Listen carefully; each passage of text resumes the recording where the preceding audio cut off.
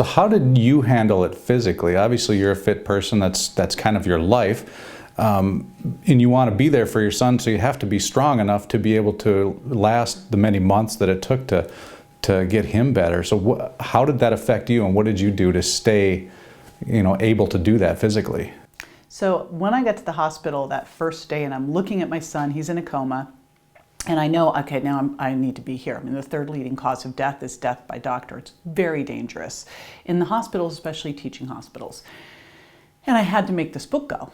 I have pictures of me sitting by his bedside with my laptop up, working on my book launch. The hospital gave me a little office so I could do my interviews.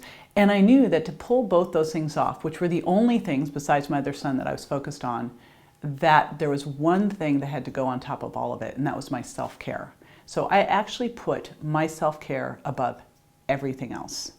I got 8 hours of sleep every night. I was working out. I found a gym that was a half-mile away, but I was using the hospital stairs as a gym most of the time. I was eating correctly. I had this little fridge at the hotel stocked. I would go over to Whole Foods and stock it up, and I'd have friends whenever anyone was coming to the hospital. I'm like, bring food, So I just knew. I mean, my son's in the ICU. He's got a tube coming out of his brain. Huge infection risk. I can't go in there sick. I can't make life and death decisions if I'm tired, if I'm not focused. I can't do great interviews if I'm tired and not focused. So that's what I did. And fortunately, I already had those habits in place. Mm-hmm. And that is one of the key things that we all need to do now. I find for so many people, the thing that's holding them back in their life is their health. Mm-hmm. And they think they'll start tomorrow. And I kept thinking, what if I was one of those people that was like, I was going to do this tomorrow and this hit? I would never have been able to manage under that level of stress.